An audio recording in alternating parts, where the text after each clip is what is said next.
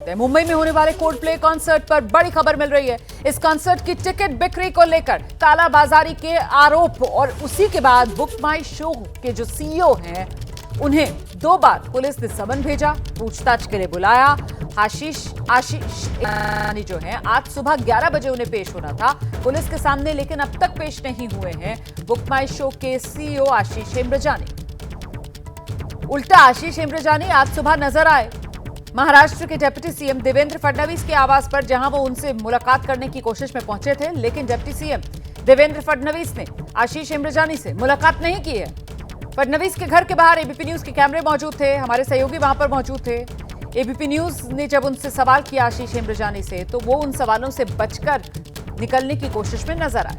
आपको बता दें, कोल्ड प्ले कॉन्सर्ट की हजारों की जो टिकटें हैं वो दरअसल लाखों में बिक रही हैं। कालाबाजारी इन टिकटों की, और उसी को लेकर ये पूरा का पूरा मामला जब संदेह के घेरे में आया तो फिर मुंबई पुलिस की ईओडब्ल्यू ने आशीष हेम्ब्रजानी को समन भेजा, लेकिन आशीष हेम्ब्रजानी समन पर पेश होने की बजाय देवेंद्र फडणवीस से मुलाकात की कोशिश में नजर आए।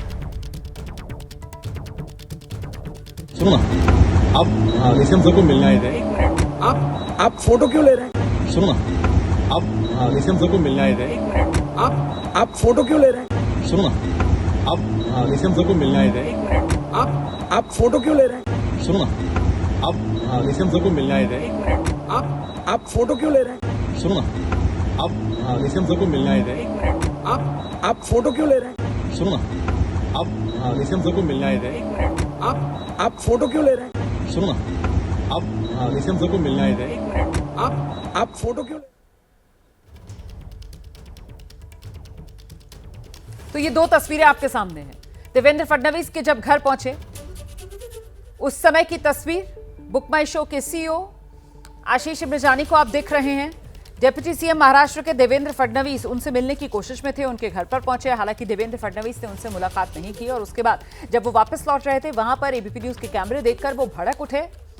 तस्वीरें आप क्यों ले रहे हैं, ये सवाल मीडिया कर्मियों से वहां पर वो पूछते हुए नजर आए। मैं सीधे आपको लेकर चलूंगी, हमारे सहयोगी गणेश ठाकुर इस समय हमारे साथ मौजूद हैं। जरा जानते हैं गणेश ठाकुर से, जिस तरीके से 2 समन आशीष हेम्ब्रजानी को किए जाते हैं, लेकिन बावजूद इसके वो पुलिस के सामने नहीं पहुंचते हैं, अब यहां से मुश्किलें आशीष हेम्ब्रजानी की बढ़ने वाली हैं। गणेश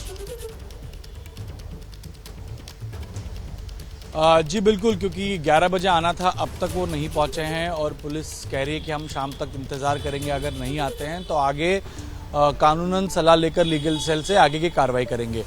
आपको बता दूं रोमाना कि टिकट की ब्लैक मार्केटिंग पर सवाल तब खड़े हुए जब लोगों को टिकट ही नहीं मिला। जब विंडो ओपन हुई तो कुछ मिनटों में ही लाखों की वेटिंग चली गई थी, और कई सारे लोग थे जो कह रहे थे कि हमको तो टिकट विंडो ओपन होने के बाद कुछ ही मिनटों में हमने लॉगिन किया था, लेकिन टिकट अवेलेबल नहीं थे। लेकिन ब्लैक मार्केट में टिकट इजीली अवेलेबल है और लाखों में वो बिक रहे हैं। इसी वजह से ईओडब्ल्यू में शिकायत की गई कि इतना बड़ा बैंड जब यहाँ पर आता है, और बुक माई शो अगर एक पोर्टल है जिस विंडो से ही आप टिकट ले सकते हो, तो टिकट्स गए कहाँ पे? डीवाई पाटिल इतना बड़ा स्टेडियम है, वहाँ इतने सारे लोग आ सकते हैं, कुछ मिनटों में सारे टिकट जाना ये बिल्कुल समझ के बाहर है, और इसमें कुछ ना कुछ धांधली ज़रूर है। इसी वजह से ईओडब्ल्यू में शिकायत होने के बाद ये मामला जांच के दायरे में आया और 2 समन्स भेजे गए थे। आज 11 बजे आना था, अब तक नहीं आए हैं, और देवेंद्र फडणवीस के पास वो गए, राजनीतिक दबाव लाने की पूरी कोशिश वो करते नजर आए, लेकिन फडणवीस उनसे मिले नहीं। इतना ही नहीं, और भी लोगों के पास या मंत्रियों के पास जाने की वो कोशिश पिछले 3-4 दिनों में कर रहे थे, ऐसी जानकारी मिल रही है, लेकिन उन लोगों ने भी उनसे मिलने से इनकार किया, क्योंकि ये मामला इंटरनेशनल हो गया है। और कोल्ड प्ले जो यूके का बैंड है, अब ये जानकारी सामने आ रही है कि इतना सब कुछ होने के बाद कोल्ड प्ले बैंड की तरफ से भी एहतियातन कदम उठाए जा रहे हैं। वो नहीं चाहते हैं कि उनके ब्रांड को कहीं ठेस पहुंचे या उन पर सवाल खड़े हों, इसलिए अब उनकी एजेंसीज और उनको हैंडल करने वाले लोग ये विचार कर रहे हैं कि जब ये मामला जांच के दायरे में आया है तो क्या ये कॉन्सर्ट होना चाहिए या नहीं, और क्या इस कॉन्सर्ट को रद्द कर देना चाहिए। इसीलिए पुलिस अब जांच आगे बढ़ा रही है, क्योंकि कहीं ना कहीं कोल्ड प्ले बैंड को भी ये संदेह, या उनके टीम को ये संदेह आया होगा कि कुछ तो गड़बड़ है, और ये मामला अगर आगे भ्रष्टाचार या काला पैसा या ब्लैक मार्केटिंग की तरफ जाता है तो वो भी इसके जांच के दायरे में आ सकते हैं, और इसीलिए कोल्ड प्ले इसको रद्द करने की कोशिश में है या उस पर विचार कर रही है, ऐसी भी जानकारी। लेकिन मुंबई पुलिस का साफ कहना है कि अगर लोगों के पैसों का गलत इस्तेमाल हुआ होगा और धांधली हुई होगी तो हम उसकी तह तक जाएंगे और इनमें जो भी इन्वॉल्व होंगे उनके खिलाफ कार्रवाई करेंगे। लेकिन जांच में अगर आशीष हेमरजानी सहयोग नहीं करेंगे, क्योंकि उनके पास कई सवाल हैं जो आशीष से पूछकर ही आगे बढ़ा जा सकता है। बुक माई शो की टीम इस जांच में सहयोग नहीं कर रही है, यह स्पष्ट दिखाई दे रहा है। ना वो पुलिस को कोई डॉक्यूमेंट्स दे रही है, ना उनके इंटरनल प्रोसेस या इस टिकट को कैसे लोग हासिल करते हैं, उनके पास क्या विंडो है, क्या फायरवॉल है, किस तरह की तकनीक और यंत्रणा है, ये सारी जानकारी मिलने के बाद ही पुलिस किसी नतीजे पर पहुंच सकती है।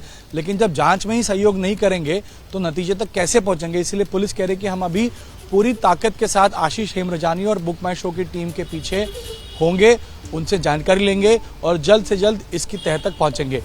रोमाना, बहुत शुक्रिया आपका इस तमाम जानकारी के लिए गणेश ठाकुर। तो फिलहाल पुलिस के सामने सबसे बड़ी चुनौती यही है कि आखिरकार ये पूरा मामला है क्या, इसकी तह तक पहुंचा जाए और उसके लिए जरूरी हो जाता है आशीष हेमरजानी का मुंबई पुलिस के सामने आना और उनके सवालों के जवाब देना, जिससे फिलहाल बचते हुए नजर आ रहे हैं बुक माई शो के CEO आशीष हेमरजानी।